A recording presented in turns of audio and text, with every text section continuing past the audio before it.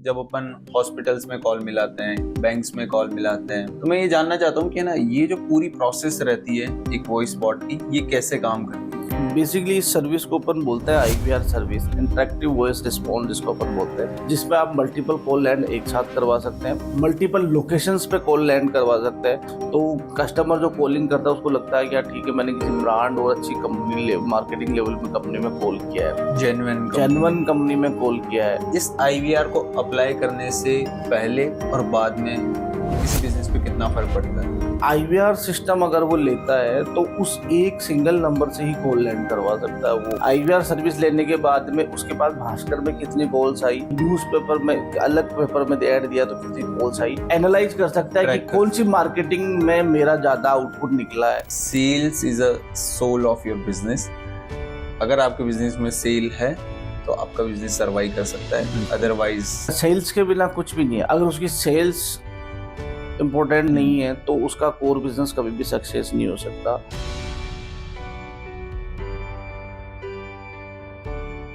आज के हमारे गेस्ट एक ऐसे एंटरप्रेन्योर हैं जिन्होंने टेक्नोलॉजी को सिर्फ बिजनेस ही नहीं, एक मीडियम बनाया है एक बहुत बड़ा इम्पैक्ट लाने का। आज हम इनसे बात करेंगे उनकी फाउंडर जर्नी के बारे में, उनके बिजनेस चैलेंजेस के बारे में और किस तरह से वो टेक्नोलॉजी का फ्यूचर देखते हैं। तो चलिए स्वागत करते हैं हम मिस्टर दीपक कुमार शर्मा का, who is a founder of Sinthan technology. तो सिर्फ 500-700 रुपए लेके आपने स्टार्ट किया था और अपना घर छोड़ा था, तो उस समय कभी आपको ऐसा महसूस हुआ कि यार ये मैं बहुत बड़ा रिस्क ले रहा हूँ, या आप एकदम कैलकुलेटेड रिस्क ले रहे थे? कैलकुलेटेड रिस्क तो नहीं बोल सकते इसको, ये तो एक मजबूरी थी कि ठीक है, फैमिली प्रेशर है, घर से निकलना है इस टाइम और आगे की लाइफ के बारे में सोचना है। स्टडी लेवल तक अपन ने सोचा ठीक है, अब स्टडी लेवल के बाद में वो आगे का भी सोचता है कि यार ठीक है, अब अपने को लाइफ को सेकंड पार्ट पर डिवाइड करना है और अर्निंग वाला पार्ट अपने को देखना है कि अपन पैसे कहाँ से कमा सकते हैं। और बात है पैसों की, 500-700 रुपए की, तो मजबूरी में पैसे थे ही उतने ही, तो अपन उतने से स्टार्ट कर सकते हैं। उसमें कोई वो डिसीजन तो था नहीं कि अपने पास की कैलकुलेशन डिसीजन लेके अपन क्या ठीक है इतने पैसे अपन बना सकते हैं, ऐसा कुछ तो पॉसिबिलिटी थी नहीं। बट डिसीजन ये था कि यार मजबूरी थी, बेसिकली बात देखा जाए तो मजबूरी में हमें घर से निकलना पड़ा और निकल के खुद को आगे बढ़ाने के लिए सेकंड पार्ट में अपने को स्टार्ट करने के लिए सोचा। कौन सी एज में आप निकले थे घर से? अराउंड 2012 की बात है। 2012 में लगभग मैं 19 साल का था। उस 19 साल के टाइम पे घर से निकल गया था। 19 की एज में? 19 की एज में। घर से निकलने के बाद ऐसा कौन सा फर्स्ट काम था या फर्स्ट जॉब थी जो आपने स्टार्ट की? घर से निकलने के बाद में सबसे पहले तो जयपुर आया। जयपुर आके यहाँ पे सोचा कि यार ठीक है, अब अपने को करना क्या है। तो किसी 1-2 दिन किसी दोस्त के पास स्टे किया, फिर कोई फैमिली मेम्बर रहते हैं उनके पास स्टे किया, फिर वहाँ पे सेकंड दूसरे तीसरे दिन अपने को जॉब स्टार्ट करनी सोची। फिर किसी ने रेफरेंस दिया तो किसी कॉल सेंटर में अपना जॉब स्टार्ट करी। कॉल सेंटर में, तब जाके लगा कि यार ठीक है, अब अपन कुछ कर सकते हैं। तो वो स्टार्ट थी। अब वो जॉब भी एक अजीब सी जॉब थी जिसको अपन बोल सकते हैं। अराउंड में ओवर टाइम करके लगभग 12 घंटे की मैं जॉब करता था और 12 घंटे की जॉब के अलावा 3 से 4 घंटे मेरे ट्रैवलिंग में जाते थे। तो लगभग 16 घंटे तो मैं जॉब और ट्रैवलिंग में पूरा कर देता था। बाकी मेरे लाइफ के मेरे पास 8 घंटे से बचते थे। क्या ठीक है, इस 8 घंटे को अपने को सोने में भी यूज करना है, खाना भी है, बाकी सारी चीजें भी मैनेज करनी है। एंड उस वक्त आपकी सैलरी कितनी थी जब फर्स्ट जॉब ज्वाइन करी? उस टाइम मेरी सैलरी थी 5400 रुपये। 5400 रुपये सैलरी थी और ओवर टाइम करके लगभग 6-7 हज़ार रुपये मिल जाते थे। वो एक टिपिकल टास्क था, बट उस टाइम के लिए फर्स्ट अर्निंग थी तो दिमाग में वही था कि यार ठीक है, अपने को करना ही है और कोई ऑप्शन था नहीं लाइफ में उसके अलावा, क्योंकि मजबूरी में घर से निकले तो ऑप्शन था ही नहीं। जॉब करने के अलावा दूसरा उपाय था नहीं। पैसे आएंगे कहाँ से? फैमिली वालों ने तो डिनाई कर ही दिया था कि यार पैसे हमारे पास कुछ है नहीं, तो जो करना है खुद को ही करना है। तो लगभग 5400 सैलरी से स्टार्ट किया। नाइस। अभी आपके लगभग 1000 प्लस क्लाइंट्स हैं, लेकिन आपने जब आपकी जर्नी की स्टार्ट की थी 2012 में, तो उस वक्त आपका माइंडसेट कैसा था? उस टाइम मेरा माइंडसेट तो जॉब करने का ही था, बट मैंने माइंडसेट एक चीज क्लियर थी कि जिस बैकग्राउंड फैमिली से मैं आता हूँ, मेरे को आगे उस बैकग्राउंड फैमिली में तरीके से नहीं रहना। आगे मेरे को कुछ बदलना है, फैमिली को बदलना है, बैकग्राउंड्स को बदलना है और चीज़ों को कन्वर्ट करना है। तो उस टाइम तो सोच इतनी थी कि यार जॉब ही ऑप्शन है, इसके अलावा कोई दूसरा ऑप्शन है नहीं अपने पास में। एंड जब आपने घर छोड़ा, फैमिली छोड़ी, जॉब स्टार्ट करी, उसके बाद आपको कब ऐसा लगा कि यार मुझे है ना ये जॉब छोड़नी है, अब मुझे लाइफ में कुछ और करना है? उस जॉब के बाद में तो बहुत सारी जॉब चेंजेस करी। अच्छा। उस फील्ड को छोड़ा, उसके बाद कंस्ट्रक्शन फील्ड में आए, कंस्ट्रक्शन से फील्ड से फिर सेल्स फील्ड्स में आए, सेल्स फील्ड के बाद में एक आईटी फील्ड में गए। आईटी फील्ड के बाद डिसीजन लिया कि यार ठीक है, अब जॉब इनफ हो चुकी और वो लगभग उस टाइम 4 साल का टाइम भी निकल गया था। 4 साल के टाइम में इतनी सीख तो मिल गई थी कि जॉब से मेरे को सिर्फ एक लिमिटेड पैसा मिल सकता है। अब मेरे को स्टार्ट करना है न्यू जर्नी, जो फिर उस टाइम में मैंने दिमाग लगाया कि यार अब बिजनेस करेंगे और कंपनी स्टार्ट करेंगे, उस कंपनी के थ्रू लोगों को सर्विस प्रोवाइड कराएंगे। जिस आईटी फील्ड में था, सोचा कि जो काम पिछले साल 2 साल से करते आ रहे हैं, क्यों ना अपन यही स्टार्ट करें और यही सर्विस अपन प्रोवाइड कराएं। नाइस। मैंने भी है ना एक चीज ऑब्जर्व की है कि काफी सारे सक्सेसफुल लोगों के साथ मैं बात करता हूँ और उनसे बात करने के बाद सब लोगों के है ना मल्टीपल करियर्स होते हैं। मतलब ऐसा नहीं है कि कोई डे 1 से जो कर रहा है आज भी वही उसी करियर में, ऐसे लोग भी है, बहुत कम है। लेकिन मेजोरिटी ऑफ लोग है ना फिगर आउट करते रहते हैं कि क्या करना चाहिए, क्या करना चाहिए, क्या करना चाहिए। फिर at the end of the जो उनकी जो फाइनल रिजल्ट निकल के आता है, जब वो एक अच्छे सक्सेसफुल इंसान बन जाते हैं, तो उस वक्त वो यही कहते हैं कि यार ना मैंने बहुत सारी चीजें ट्राई की है, मल्टीपल करियर ट्राई किया है, एंड लास्ट में आके उन्हें ऐसा लगता है कि जितने भी करियर मैंने ट्राई किया है ना, तो सबकी लर्निंग्स कहीं ना कहीं मेरे करंट जो बिजनेस है, करंट जो जॉब है, उसमें बहुत काम आ रही है। तो आपके जो फेलियर्स थे उसमें सबसे बड़ी लर्निंग आपको कौन सी मिली थी? मेरी जो जॉब की स्टार्टिंग थी वो एक सेल्स के पर्पज से थी। तो सेल्स के पर्पज से मैंने प्लान किया कि अपने को बेचना आना चाहिए कुछ भी। अगर सेल्स करना आता है तो अपन कुछ भी सेल्स कर सकते हैं प्रोडक्ट।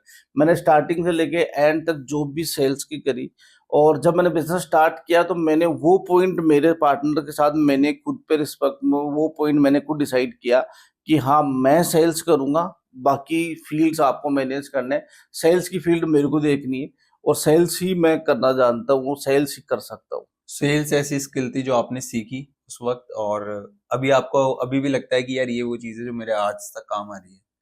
बिल्कुल, अपन कह सकते हैं सेल्स के बिना कुछ भी नहीं है। अगर जब अपन किसी भी कंपनी में स्टार्ट करते हैं, जॉब करते हैं या कोई भी प्रोडक्ट है एक्स वाई जेड किसी भी कंपनी का, अगर उसकी सेल्स इम्पोर्टेंट है नहीं है तो उसका कोर बिजनेस कभी भी सक्सेस नहीं हो सकता।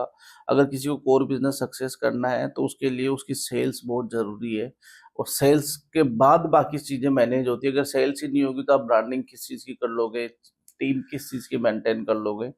तो मेरे अकॉर्डिंग सबसे ज्यादा इम्पोर्टेंट पार्ट आता है सेल्स, देन उसके बाद में सर्विस। एग्जैक्टली। मेरा भी ये मानना है कि sales is a soul of your business. अगर आपके बिजनेस में सेल है तो आपका बिजनेस सर्वाइव कर सकता है, बिल्कुल अदरवाइज वो आपका पैसा खाएगा ही खाएगा। खाएगा। एंड हाँ, तो जैसे आप बता रहे थे कि आपकी काफी सारी सर्विसेज जो करंट कंपनीज में IVR एंड व्हाट्सएप और चैटबॉट एंड ऑल। तो फर्स्ट ऑफ ऑल मैं ये जानना चाहता हूँ कि अभी आपकी जो करंट कंपनी है सिंथन टेक्नो, थोड़ा सा आप इसको ऑडियंस को बता दीजिए, क्योंकि मुझे तो सब कुछ मालूम है, तो जो भी व्यूअर्स हैं उनको भी थोड़ा आइडिया लग जाए कि एग्जैक्टली हम करते क्या है। राइट नाउ मेरी जो कंपनी वर्किंग कर रहे हैं सिंथन टेक्नो, वो IT come service provider company है, जिसके अंदर हम IT services, telecom services provide कराते हैं। मार्केट में हमारे एजुकेशन से related, real estate related, hospital से रिलेटेड और अदर जो भी B2B बिजनेस टारगेट्स करते हैं वो हमारे कस्टमर्स हैं। प्रेजेंट टाइम में IVR service, SMS service, bulk SMS service, WhatsApp API marketing, RCS SMS, app development, web development, ये सारी सर्विसेज हम प्रोवाइड करा रहे हैं। तो सिंथन टेक्नो के थ्रू मैं उन लोगों को सारी सर्विसेज दे रहा हूँ, जिसमें लोग IVR भी यूज कर रहे हैं, SMS भी यूज कर रहे हैं, व्हाट्सएप भी यूज कर रहे हैं। और ऑलमोस्ट जयपुर मार्केट में बहुत अच्छी ग्रोथ हमने करी है। बहुत सारे क्लाइंट्स हमारे पास में है जयपुर मार्केट में जो हमारी सर्विस यूज कर रहे हैं। उन लोगों के लिए भी मैं ये सोचता हूँ कि यार ठीक है, मेरे को आज मैंने उनको सेल कर दिया, अब मेरे को सर्विस में उनको इम्पोर्टेंट पार्ट्स दिखाना है और सर्विस मुझे बेस्ट से बेस्ट देनी। नाइस। जैसे है ना, अपन ऑफ द कैमरा भी बात कर रहे थे कि कई बार क्या होता है जब अपन हॉस्पिटल्स में कॉल मिलाते हैं, बैंक्स में कॉल मिलाते हैं, या किसी भी रियल एस्टेट कंपनी का कॉल मिलाते हैं, तो उनके कॉल एक वॉइस बोर्ड के पास चले जाते हैं कि आपको अगर ये इनसे बात करनी है तो एक दबाओ, इनसे बात करनी है तो दो दबाओ। तो मैं ये जानना चाहता हूँ कि ना, ये जो पूरी प्रोसेस रहती है एक वॉइस बॉट की, ये कैसे काम करती है ये बेसिकली और इसको अपन इसको बोलते क्या है एग्जैक्टली? बेसिकली इस सर्विस को अपन बोलते हैं IVR service, interactive voice response जिसको अपन बोलते हैं। ये क्या करता है, एक सिंगल पायलट नंबर आपकी टोटल बिजनेस कॉल लैंड करवाता है। मार्केट में आपका जो पब्लिश नंबर होगा वो सिंगल पायलट नंबर होगा। उस पायलट नंबर के थ्रू मल्टीपल कॉल्स लैंड होती है। मल्टीपल कॉल्स लैंड होने के बाद में अपन उसमें की ऑप्शंस दे सकते हैं, press 1 for account department, press 2 sales, press 3 support department. और ब्रांचेज वाइज भी इसको सेलेक्ट कर सकते हैं, press 1 for Jodhpur branch, press 2 for Jaipur branch, press 3 for Dehradun branch. तो आईवीआर एक ऐसा सिस्टम, मल्टीपल क्लाउड्स ऐसा सिस्टम है जिसमें आप मल्टीपल कॉल लैंड एक साथ करवा सकते हैं, मल्टीपल लोकेशंस पे कॉल लैंड करवा सकते हैं। प्लस जिस कस्टमर का कन्वर्सेशन हो रहा है एजेंट के साथ, उसकी पूरी रिकॉर्डिंग फैसिलिटी मेंटेन कर सकते हैं, पूरा डेटाबेस मेंटेन होता है। कॉल डिस्कनेक्ट को बदले मैसेज आएगा, थैंक यू फॉर कॉलिंग, जो भी XYZ कंपनीज का नाम है। तो कस्टमर जो कॉलिंग करता है उसको लगता है कि यार ठीक है, मैंने किसी ब्रांड और अच्छी कंपनी मार्केटिंग लेवल में कंपनी में कॉल किया है, जेन्युइन कंपनी में कॉल किया है। और कस्टमर जो भी कंपनीज आईवीआर सर्विस को लेती है वो कस्टमर केयर नंबर या हेल्पलाइन नंबर के रूप में इसको पब्लिश कर सकती है। ये दिखने में एक 10 डिजिट मोबाइल नंबर जैसा ही होता है, बट इसके पीछे बहुत सारा सिस्टम, बहुत सारा मैकेनिज्म वर्किंग करता है। कंप्लीट क्लाउड बेस्ड सॉल्यूशंस होता है, इसमें कोई इंफ्रास्ट्रक्चर, कोई हार्डवेयर की रिक्वायरमेंट्स नहीं होती।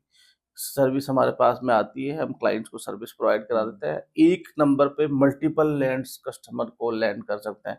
एक नंबर होता है, उस नंबर 10 लोगों की टीम है तो 10 लोगों की टीम सिंगल नंबर से कॉल लैंड करवा सकते हैं।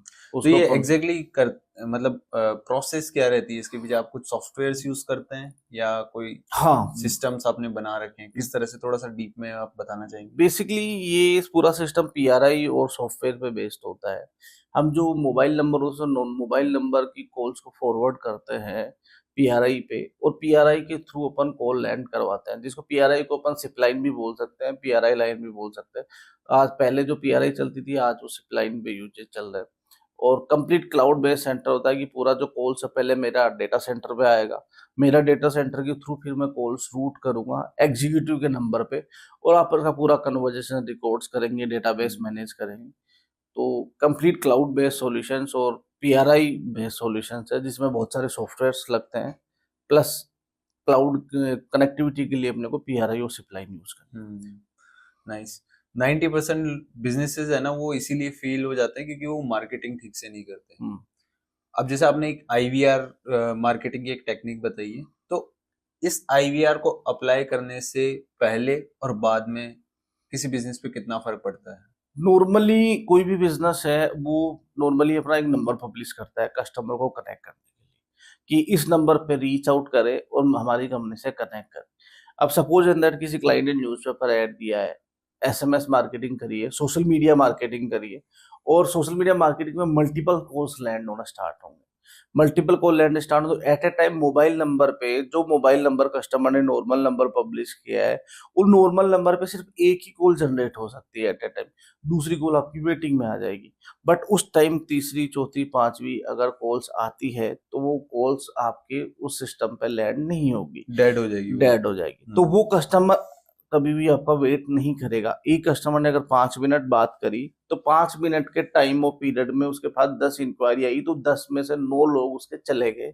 सिर्फ एक ही पर्सन ऐसा होगा जो उसको रिकॉल करेगा। अदरवाइज क्या होता है, सेम कोई और उसने ऐड देखा, वो उस पर उसने कॉल कनेक्ट किया। आईवीआर सिस्टम अगर वो लेता है तो उस एक सिंगल नंबर से ही कॉल लैंड करवा सकता है। वो चाहे 10 लोग एक साथ कॉल कर रहे हैं तो टोटल की टोटल कॉल एक साथ लैंड होगी, और वो उनका कन्वर्जेशन भी सबका एक साथ कर सकता है। नाइस। जितने भी businessman newspaper, Rajasthan Patrika, Dainik Bhaskar, social media हो गया, वहां पर अपना मार्केटिंग करते हैं, तो वो किस तरह से ट्रैक कर सकते हैं कि मेरे पास कितने लोगों की इंक्वायरी आई है और किस प्लेटफॉर्म से आई है?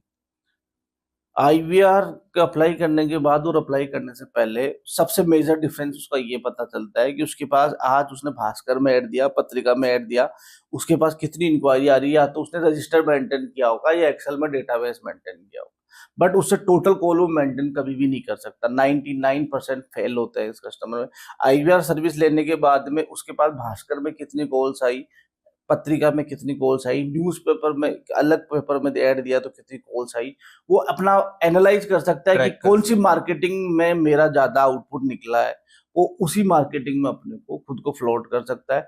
तो मेजरली 100% डिफरेंस है आईवीआर यूज करने से पहले और आईवीआर यूज करने के बाद में उसकी सेल्स आउटपुट पे। जैसे मान मान लेते हैं कि मेरे पास 10,000 लोगों का डेटा है, अभी मुझे 10,000 लोगों से कनेक्ट करना है, तो मुझे कौन सा मार्केटिंग टूल यूज करना चाहिए? एसएमएस यूज करना चाहिए, व्हाट्सएप यूज करना चाहिए, या वॉइस कॉल यूज करना चाहिए? डिपेंड करता है उस टाइम आपकी मार्केटिंग की कॉस्ट क्या है। अगर आपकी कॉस्ट कम है तो आप बल्क एसएमएस यूज कर सकते हैं। अगर आपकी कॉस्ट उससे थोड़ी सी अच्छी है तो आप आरसीएस एसएमएस कनेक्ट कर सकते हैं। अगर आपको लगता है कि यार ठीक है, मेरे एक प्रीमियम कस्टमर है, मैं इनको वीडियो भी भेजना चाहता हूँ, पीडीएफ भी या ऑडियो भी भेजना चाहता हूँ, तो व्हाट्सएप एपीआई मार्केटिंग के थ्रू वो भेज सकता है। व्हाट्सएप एपीआई मार्केटिंग के थ्रू आप उसको टेक्स्ट भी भेज सकते हो, इमेज भी भेज सकते हो, वीडियो भेज सकते हो, जिस टेक्स्ट का रीड आउट करके कस्टमर आपका वीडियो भी देख सकता है। सपोज देखो रियल एस्टेट कस्टमर है, अगर उसको अपना प्रोजेक्ट का गो थ्रू करवाना है कि मेरा प्रोजेक्ट, तो अपना वो प्रोजेक्ट का वॉक थ्रू का लिंक भेज सकता है सोशल मीडिया के थ्रू, व्हाट्सएप के थ्रू, तो वो उससे सोशल मीडिया अकाउंट्स में कनेक्ट हो जाएगा, उसका पूरा अकाउंट रीचेक कर लेगा कि इस वॉक थ्रू के अंदर क्या है, और प्लस टेक्स्ट रीड आउट कर सकता है। तो व्हाट्सएप एपीआई, एसएमएस और आरसीएस तीनों अलग अलग डिफरेंट लेवल पे है कि उसकी मार्जिन ऑफ कॉस्ट क्या है, नंबर ऑफ नंबर्स कितने हैं जिन पे उनको मैसेज सेंड करना है। तो तीनों ही अपने अपने जगह सबसे बेस्ट सॉल्यूशंस है, चाहे वो आरसीएस हो, चाहे एसएमएस हो, चाहे वो व्हाट्सएप एपीआई मार्केट। एंड इसमें अगर आप किसी भी बिजनेस, मान लो किसी बिजनेस के लिए बजट का इशू नहीं है, तो आप किस तरह से प्रायोरिटी देंगे उस बिजनेस में इस चीज को अप्लाई करने के लिए? सबसे पहले उसको बल्क एसएमएस टारगेट करना चाहिए। बल्क एसएमएस के थ्रू उसके फिल्टर्स कस्टमर्स हो जाएंगे। सपोज इन दैट उसने लगभग 1 लाख लोगों को टारगेट किया, तो 1 लाख लोगों में से जितनी भी इंक्वायरी जनरेट हुई, 10,000 लोगों की इंक्वायरी जनरेट हुई, तो उसको व्हाट्सएप के लिए रीमार्केटिंग के लिए अपने को व्हाट्सएप एसएमएस और आरसीएस एसएमएस कर सकता है। तो उन 10,000 लोगों से वो व्हाट्सएप और आरसीएस और एसएमएस के थ्रू कनेक्ट करके अपना आउटपुट निकाल सकता है। क्या ये जो स्टार्टअप्स है या कोई बिजनेस स्टार्ट कर रहा है उनके लिए भी ये चीज काम करती है? ये चाहे बिजनेस स्टार्ट कर रहा है उसके लिए भी एक चीज काम करती है, चाहे वो ओल्ड बिजनेस हो, स्टार्ट ऑलरेडी सेटल्ड बिजनेस हो, उसके लिए भी ये काम करेगी, और चाहे वो मीडियम लेवल का बिजनेस हो उसके लिए भी काम करेगी। ये स्ट्रेटेजी ऐसी है जिससे मैक्सिमम सेल्स जनरेट करने में आपका इफेक्ट होता है। और सेल्स, चाहे वो स्टार्टअप हो, चाहे वो मिडिल क्लास बिजनेस हो, चाहे वो अपर लेवल बिजनेस हो, सबको सेल्स चाहिए और कस्टमर से टच चाहिए। तो सारी सर्विसेज मेरे अकॉर्डिंग सबको यूज करना चाहिए। 3 स्टेप्स में बताइए कि अगर किसी भी रियल एस्टेट कंपनी के पास लीड्स आ रही है लेकिन डील्स क्लोज नहीं हो रही, तो उस केस में आप उसके सिस्टम को किस तरह से फिक्स करेंगे? सबसे पहले तो मैं उस सिस्टम पे एक आईवीआर सिस्टम अप्लाई करने के लिए बोलूंगा। आईवीआर सिस्टम के थ्रू उसकी जो जितनी भी कॉल्स आएगी पूरा मैनेज होगा, कितना डेटाबेस से कॉल्स आ रही है, रिकॉर्डिंग्स क्या है, उसकी टीम की मॉनिटरिंग पर्पस से भी रिकॉर्ड कर सकते हैं। तो फर्स्ट स्टेप तो मैं उसमें आईवीआर अप्लाई करूंगा। सेकंड स्टेप मैं उसका अप्लाई करूंगा कि वो सोशल मीडिया के थ्रू लोगों को कनेक्ट कर सके और लोग सोशल मीडिया पे एड्स रन कर सकते हैं जिसके थ्रू उसके पास लीड जनरेट हो। ये तो आईवीआर और सोशल मीडिया एड्स के थ्रू वो लीड जनरेट कर सकता है। और उसके बाद वो एसएमएस, व्हाट्सएप और आरसीएस एसएमएस के थ्रू वो उसको रीच आउट करके उसमें से सेल्स निकाल सकता है। और इसमें कुछ ऐसा प्रोसेस भी है कि रेगुलर वो उसको नर्चर कर सके, मतलब लीड्स आ गई, अब उसको वीकली एक मैसेज भेजना है या मंथली एक वो मैसेज वीकली मैसेज भेजना चाहे वीकली मैसेज भेज सकता है, वो डेली मैसेज भेजना चाहे वो डेली मैसेज भेज सकता है। डीएल गवर्नमेंट ने 3 कैटेगरीज अलग अलग बना रखी है एसएमएस के अंदर। एक एसएमएस में कि डीएनडी नंबर पे एसएमएस नहीं जाना चाहिए। एक होता है प्रमोट डीएनडी, जिसमें डीएनडी कुछ प्राइमरी प्राइवेसी डीएनडी होती है कि लोग प्रेफर करते हैं कि मेरे पास रियल एस्टेट का मैसेज नहीं आया, बट उसके बाद एजुकेशन का मैसेज चला जाता है। तो थर्ड कैटेगरी होती है कि उसको प्रमोशनल मैसेज ही जाता है। तो तीनों कैटेगरी में जिस भी टारगेट कस्टमर्स होंगे उस टारगेट कस्टमर को लोगों को वो टारगेट कर सकता है, रीच आउट कर सकता है, वो सेल्स निकाल सकता है। एंड इस जैसे आप पूरे एक रियल एस्टेट बिजनेस का फिक्स कर सकते हैं, इसके अलावा आप ऐसे कौन कौन सी कैटेगरीज है जिन बिजनेसेस को आप फिक्स कर सकते मैं रियल एस्टेट के अलावा कोई भी बिजनेस हो उस बिजनेस को फिक्स कर सकते हैं हैं? अपन। जैसे जैसे एजुकेशन डिपार्टमेंट में हो, जो कॉलेज हो, हॉस्पिटल्स हो, यूनिवर्सिटीज हो, ये एजुकेशन मेडिकल कॉलेज हो, उन एजुकेशन सेक्टर में हम अप्लाई कर सकते हैं। हॉस्पिटल्स में अप्लाई कर सकते हैं, मेडिकल डिपार्टमेंट अप्लाई कर सकते हैं। कोई ई कॉमर्स कंपनी है, ई कॉमर्स कंपनीज को अपन टारगेट कर सकते हैं। वो मैन्युफैक्चरर्स है, मैन्युफैक्चरिंग कस्टमर केयर नंबर की रिक्वायरमेंट है तो मैन्युफैक्चरर्स को अपन टारगेट कर सकते हैं। तो ये ऐसी सर्विस है हमारे पास में तो लगभग हर बिजनेस में अप्लाई हो सकती है। नाइस। एंड अभी तक आप किन किन के साथ काम कर चुके हैं? अभी हम सारी कैटेगरीज में हमने क्लाइंट्स बनाए हैं, चाहे वो रियल एस्टेट हो उस कैटेगरी में भी है, एजुकेशन में भी है, हॉस्पिटल्स कैटेगरीज भी है, मैन्युफैक्चरिंग कैटेगरीज भी है। और ऑलमोस्ट अच्छा कवर अप हमने जयपुर मार्केट्स में किया है और जयपुर के बाहर भी हम रीसेलिंग पर्पज से सेल कर रहे हैं प्रेजेंट टाइम। सो अगर कोई भी अपने बिजनेस में बल्क मैसेज का यूज करना चाहता है तो पहली चीज तो मेरे को ना ये महसूस होता है कि आज के जमाने में एसएमएस डेड हो चुके हैं, तो इसमें कितना एक्चुअल में रियलिटी है और क्या ये ऐसा तो नहीं है, आपके पास बैंक्स के मैसेज आते हैं, आप रीड आउट करते हैं। करते हैं? बिल्कुल। सपोज दैट आपको लैपटॉप परचेज करना है और उसी टाइम आपके पास लैपटॉप का मैसेज आ रहा है, कोई ऑफर का मैसेज आ रहा है कि 10% डिस्काउंट ऑन लेनोवा लैपटॉप या 10% डिस्काउंट ऑन डेल लैपटॉप, तो क्या उस मैसेज को आप देखेंगे? डेफिनेटली।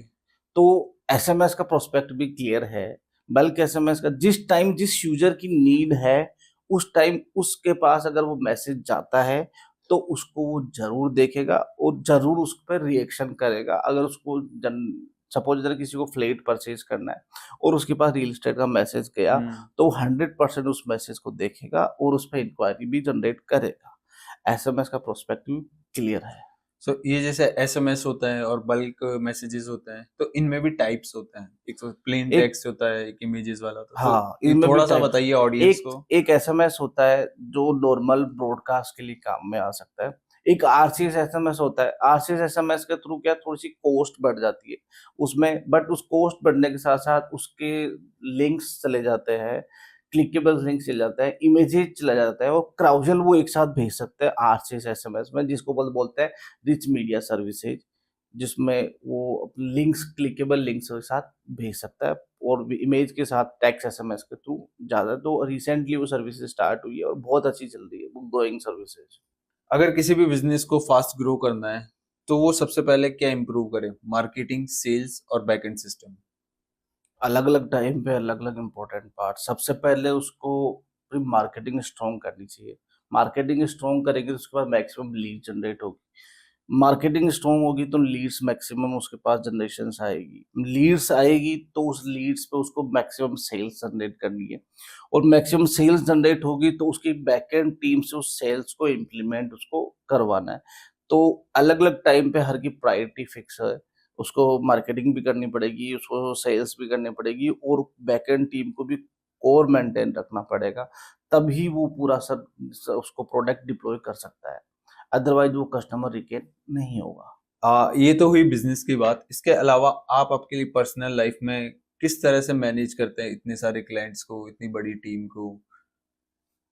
मेरा पर्सनल मानना ये है कि आपकी कोर टीम स्ट्रांग होनी चाहिए। आप सेल्स लेके आए पर अगर आपकी कोर टीम स्ट्रांग नहीं है और वो सेल्स को डिप्लॉय नहीं कर सकते, उसको टाइम पे सर्विस नहीं दे सकते, तो क्लाइंट रिटेन नहीं होगा। अगर क्लाइंट को रिटेन करना है तो उसको बेहतर सर्विसेज देनी पड़ेगी, ज़्यादा आउटपुट उसको निकाल के देना पड़ेगा जिससे क्लाइंट हैप्पी हो और वो आपके पास रिटेन के लिए बिजनेस जनरेट करे। मेरा मोस्टली टारगेट ये होता है कि कोई भी सेल्स अगर आई तो उस सेल्स को अपन रिटेन बिजनेस में कैसे उसको डेवलप कर सकते हैं। तो उसके लिए आपकी कोर टीम स्ट्रांग होनी चाहिए। जितने लोग आपके पास हो 100% एफिशिएंसी के साथ कंपनी के साथ काम करने चाहिए। और मेरे पास मेरी जितनी भी टीम्स है वो सारी कोर टीम है। जितने भी लोग हैं वो सब 3-3 4-4 साल पुराने लोग हैं जो मेरे साथ जुड़े हुए हैं। कई तो ऐसे भी हैं जिनको मेरे साथ 10 साल हो गए, बिजनेस 10 साल से कंटिन्यूअस मेरे साथ वर्किंग कर रहे हैं। उनको मेरा नेचर समझ में आता है, मेरे को सर्विसेज का नेचर समझ में आता है कि मैं क्लाइंट को कैसे सर्विस दूं।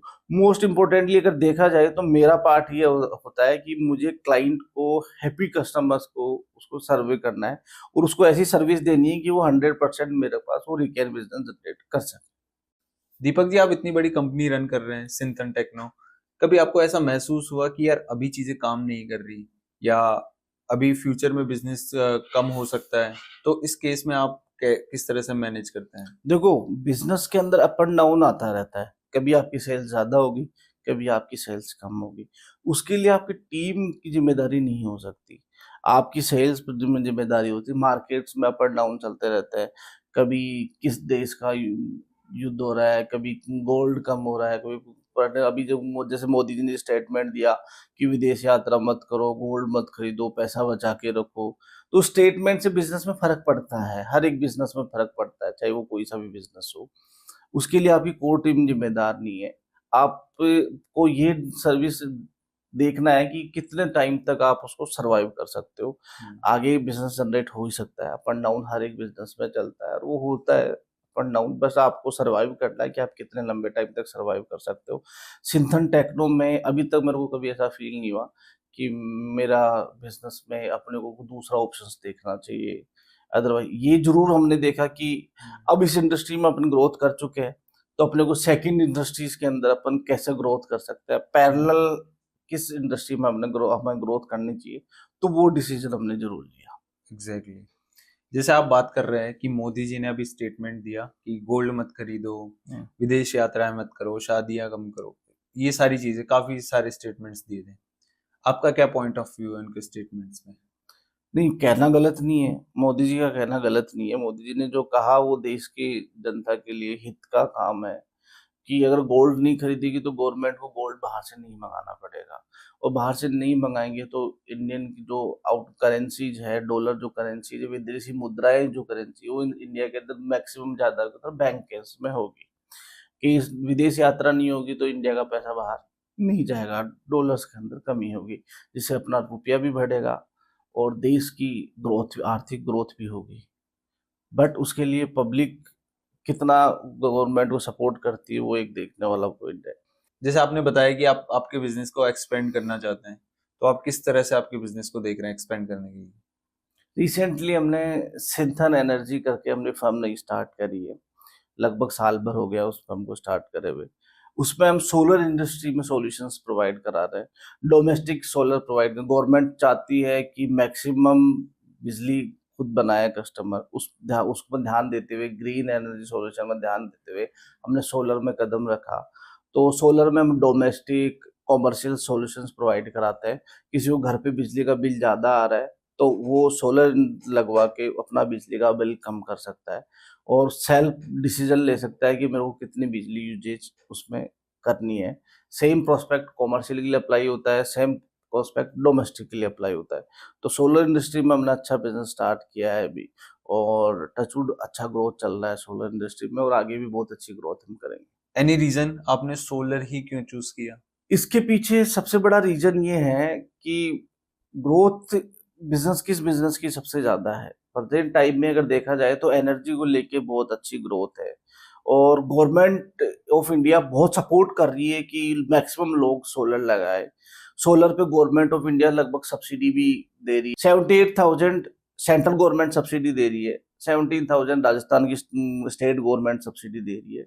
तो सब्सिडी दे रही है तो लगभग लोगों के लिए फ्री में ही लगभग सोलर लग रहा है, और बहुत अच्छी लोन फैसिलिटीज प्रोवाइड करा रही है, जिसमें 5 से 6% पर कस्टमर्स का लोन हो जाता है और उसका बिजली का बिल जीरो हो जाता है, मैक्सिमम जीरो हो जाता है, बाकी कम से कम उसका बिजली का बिल आता है।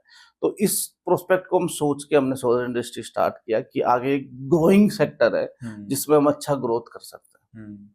एंड किसी ये अभी रेजिडेंशियल और कॉमर्शियल दोनों के लिए आप करते हैं या ओनली कॉमर्शियल्स? हम रेजिडेंशियल कॉमर्शियल दोनों के लिए सोलर सॉल्यूशंस प्रोवाइड कराते हैं। डोमेस्टिक किसी घर के रूफटॉप सोलर लगाना है तो किसी घर पे भी रूफटॉप सोलर लगाते हैं, और उसको सारा सॉल्यूशन प्रोवाइड कराते हैं। कस्टमर को सिर्फ अपना डिटेल्स सेंड करनी है, लोन प्रोसीजर भी हमारी टीम करती है, नेट मीटरिंग भी हमारी टीम करती है, और इंस्टॉलेशन भी हम हमारी टीम से प्रोवाइड कराते हैं। और अच्छे से अच्छे कंपनीज के सोलर पैनल्स हम इंपोर्ट करते हैं और सोलर पैनल्स उनके घर पे लगा के कोशिश करते हैं कि मैक्सिमम उनका बिजली का बिल 0 हो जाए। नाइस। एंड लेट सपोज कि किसी के बिजली घर में बिजली का बिल आता है 5,000 का हर महीने का, उसको अगर वो अपने घर में सोलर लगवाता है तो उसको कैसा एडवांटेज मिल सकता है? अगर सपोज इन दैट किसी का बिजली का बिल 5,000 रुपए का आता है तो मेरे अकॉर्डिंग उसको लगभग 5 किलोवाट का सोलर लगाना चाहिए। 5 किलोवाट के सोलर में गवर्नमेंट ऑफ इंडिया ने 5 से 6% उसके अमाउंट को लोन कर देती है, प्लस 95,000 उसको सब्सिडी प्रोवाइड करा रही है, जिससे वो मैक्सिमम सोलर लगा सके। अभी एक गवर्नमेंट की वेबसाइट पे नोटिफिकेशन जनरेट हुआ है, उस नोटिफिकेशन में लगभग 2027 और 31 मार्च तक गवर्नमेंट सब्सिडी प्रोवाइड करा रही है। तो मेरे अकॉर्डिंग मैक्सिमम लोगों को सपोर्ट करना चाहिए और गवर्नमेंट की सब्सिडी का फायदा उठाना चाहिए और अपने घर पे सोलर लगवाना चाहिए। नाइस। एंड सोलर लगवाने के लिए मिनिमम बजट कितना रखना चाहिए अगर किसी को भी? डिपेंड करता है उसका बिजली का बिल कितना आ रहा है। अगर उसको बिजली का बिल 3 किलोवाट का आ रहा है, जैसे तो मैंने आपको बताया 5,000 अगर का आ रहा है, 5,000 का किसी का बिजली का बिल आ रहा है तो उसको 5 किलोवाट का सोलर लगाना चाहिए, जिसकी कॉस्ट 2,80,000 रुपए से लेके 3 लाख के रुपए के बीच में आती है। 95,000 उसको सब्सिडी मिल जाती है। तो अराउंड ये मान के चलते हैं कि 1,90,000 से 2 लाख तक का उसका टोटल कॉस्ट आती है। और वो भी राजस्थान गवर्नमेंट की तरफ से या स्टेट गवर्नमेंट की जितने भी गवर्नमेंट बैंक है, उन गवर्नमेंट बैंक की तरफ से 5 से 6% पे लोन हो जाता है। तो जितना बिजली का बिल भर रहा है उतना वो EMI भर के 3 साल बाद अपना सोलर को फ्री कर सकता है। आगे वाले 25 से 30 साल तक जो कंपनी वारंटी प्रोवाइड कराती है पैनल्स की, उतने साल तक वो अपना बिजली का बिल 0 कर सकता है। जयपुर में अगर कोई भी सोलर पैनल्स इंस्टॉल करवाना चाहता है अपने घर में या अपने कॉमर्शियल स्पेस में, तो उसको किन किन बातों का ध्यान रखना चाहिए?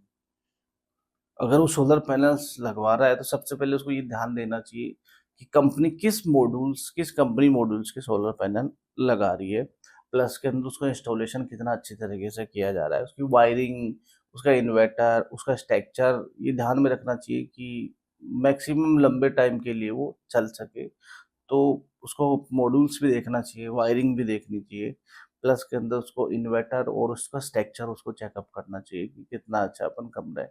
प्लस ये डिपेंड होना चाहिए कि जिस कंपनी के साथ अपन सोलर लगा रहे हैं, क्या वो PM सूर्यघर योजना पोर्टल पे रजिस्टर्ड है? अगर वो रजिस्टर्ड है तो ही उसके साथ काम करें, अनरजिस्टर्ड फर्म के साथ काम नहीं करें। अच्छा, ये मेरा और ओपिनियन उस है। पर रजिस्टर्ड क्यों होनी चाहिए? गवर्नमेंट अगर किसी को सब्सिडी चाहिए तो उस वो गवर्नमेंट ऑफ जो पोर्टल PM सूर्य घर योजना गवर्नमेंट का एक पोर्टल है, उस पोर्टल पे रजिस्ट्रेशन होना अनिवार्य है। अदरवाइज उसके लाइसेंस के थ्रू उसको सब्सिडी नहीं मिलेगी। और गवर्नमेंट सब्सिडी प्रोवाइड करने के लिए वहाँ पे रजिस्टर्ड यूजर्स होना जरूरी है, जिसके कुछ क्वालिफिकेशंस और कुछ नियम एवं शर्तें गवर्नमेंट्स के हैं। जो कंपनी वो नियम एवं शर्तें और कुछ क्वालिफिकेशन होती है तो ही उसको वो लाइसेंस प्रोवाइड किया जाता है, अदरवाइज उसको लाइसेंस नहीं मिलता। मतलब ऐसा है कि आपको अगर गवर्नमेंट से सब्सिडी लेनी है तो आपको उन कंपनी से ही करवाना है जो गवर्नमेंट के अंडर रजिस्टर्ड है। गवर्नमेंट पोर्टल पे हाँ, रजिस्टर्ड क्योंकि है। गवर्नमेंट उनको फिर प्रॉपर उनका बिल्कुल जो भी सर्टिफिकेशन रहता है वो प्रोसेस गवर्नमेंट उसको अप्लाई करके चेक करके देती बिल्कुल विदाउट लाइसेंस कंपनी के थ्रू अपन सब्सिडी प्रोवाइड नहीं करा सकते, उसको है। सब्सिडी नहीं मिलेगी। तो यही है, अगर कोई भी सोलर लगा, सबसे बड़ा एडवांटेज तो यही है कि अगर आप सोलर लगवाते हो तो 2-3 साल में आप वैसे ही बिजली के बिल से फ्री हो जाओगे, फिर उसके बाद तो लाइफ टाइम अर्निंग सोर्स है उसका, 0 बिजली का बिल। जीरो बिजली का बिल है। ईवी कार और ले लो, आपका EV पेट्रोल का बिल भी EV कार ले लो, EV पे ज्यादा सपोर्ट करना भी चाहिए गवर्नमेंट को। EV की खुद बिजली बनाएगा तो EV चार्जिंग से बिजली का बिल वैसे ही उसका मतलब 0 मैंने आएगा खुद ने तो एक बार सोर्स है। हाँ, मैंने खुद ने भी एक दिन यही चीज सोची कि एक काम करते हैं, घर में सोलर लगवा लेते हैं और ईवी कार ले लेते हैं, बिल्कुल बिल भी फ्री हो जाएगा, कार कार भी भी फ्री फ्री हो जाएगी। जनरली एक कार का खर्चा आ जाता है 5-10 हजार रुपए मंथली, कार का रहता ही है अगर आप कार मेंटेन करते हो, तो वो भी फ्री हो जाओगे आप। 4-5 हजार 5-10 हजार देखा जाए तो जेब बिल देखा जाए तो जेब पे भारी नहीं पड़ेगा ना। हाँ, अगर सोलर लग जाएगा और 5 से 6% पे गवर्नमेंट लोन दे रही है गवर्नमेंट बैंक से, प्लस सब्सिडी दे रही है, उसका बिजली का बिल 0 हो जाएगा तो उसके पॉकेट मनी पे खर्चा ही नहीं पड़ेगा, उसकी वो सेविंग कर सकता है, उसकी बचत कर सकता है अपने फ्यूचर के लिए। एग्जैक्टली। एंड एक और चीज थी कि जो ये सब्सिडी आती है अपने पास, जैसे आपने बताया 95,000 या 78,000 की, ये कितने टाइम में हमारे पास वापस आती है? साइड इंस्टॉलेशन कंप्लीट होने के बाद में फॉर्मेलिटीज होती है जो गवर्नमेंट के पोर्टल्स पे अपने को करनी पड़ती है, वो लाइसेंस शुदा कंपनी ही कर सकती है। वो फॉर्मेलिटीज कंप्लीट होने के विद इन 1 मंथ उसकी सब्सिडी अकाउंट में क्रेडिट हो जाती है। अच्छा किसी की तो 1 दिन में भी आ जाती है। अच्छा, एक दिन में भी आ जाती है। हम्म, मैक्सिमम टाइम कितना लगता है? वो मैक्सिमम 1 मंथ अगर सारी फॉर्मेलिटीज कंप्लीट है तो। अच्छा, क्या क्या चीजें होनी चाहिए इसमें? फॉर्मेलिटीज में उसका रजिस्टर्ड वेंडर से काम करवाना अनिवार्य है। डॉक्यूमेंट्स उसके बैंक्स के डॉक्यूमेंट्स और उसके प्रॉपर्टी डॉक्यूमेंट्स अपने को सबमिट करने हैं। साइड इंस्टॉलेशन प्रॉपर तरीके से की गई हो वो कर ध्यान में पड़ता है। प्लस डीसीआर मॉड्यूल्स का यूज किया हो, उसके थ्रू ही सब्सिडी मिलेगी। दीपक जी, मैंने देखा है कि मार्केट में ना बहुत सारे वेंडर्स है अभी सोलर पैनल्स लगवाने के लिए। तो किस तरह से पता लगा है कि कौन सा फेक वेंडर है और कौन सा सर्टिफाइड वेंडर है? सर्टिफाइड वेंडर को चेक करने के लिए गवर्नमेंट की वेबसाइट पीएम सूर्य घर योजना पे जाके वहाँ पे वेंडर की लिस्ट आउट में जाके चेक कर सकते हैं कि सर्टिफाइड वेंडर है या नहीं है। और सिंथन एनर्जी प्राइवेट लिमिटेड एक सर्टिफाइड वेंडर्स है, उसके थ्रू आप कनेक्ट करके सोलर इंस्टॉलेशन करवा सकते हैं। उसकी वेबसाइट है sinthanenergy.com। और अगर आपको मोबाइल से कनेक्ट करना है तो उसका कस्टमर केयर नंबर है 8742040506। तो सिंथन एनर्जी के साथ आप कनेक्ट करके अपने घर पे सोलर लगा सकते हैं और अपना बिजली का बिल जीरो कर सकते हैं। और जो लोग फेक मतलब जेन्युइनली काम नहीं कर रहे मार्केट में, कई जगह मैंने देखा है कि लोकल वो प्लेट्स रहती है उनका भी यूज कर लेते हैं वो। तो उनसे कैसे बचा जाए?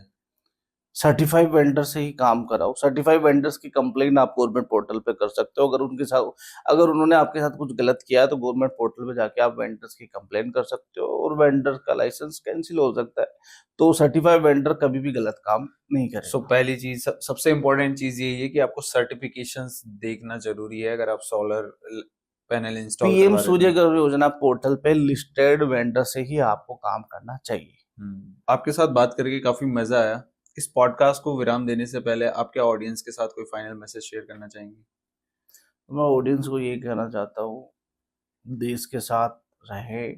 जिस गवर्नमेंट को अपने इलेक्टेड करके वहाँ पे एक सेंटर में बिठाया है, स्टेट में बिठाया है, उस गवर्नमेंट्स की योजनाओं पे ध्यान रखें और सर्टिफाइड वेंडर के साथ काम करें, अच्छी कंपनी के साथ काम करें जिससे आपका आउटपुट अच्छा निकल सके। ये थी आज की हमारी कन्वर्सेशन दीपक जी के साथ, जो कि फाउंडर है Synthan techno and Synthan energy के। एंड अगर आपको ये पॉडकास्ट अच्छा लगा और कुछ ना कुछ सीखने को मिला तो आप कमेंट करके जरूर से बताएं। और अगर आपको डायरेक्टली दीपक जी से कनेक्ट करना है तो इनकी सारी डिटेल्स आपको डिस्क्रिप्शन में मिल जाएगी, आप वहां जाकर डायरेक्टली इनसे कनेक्ट कर सकते हैं। Thank you so much for watching this video.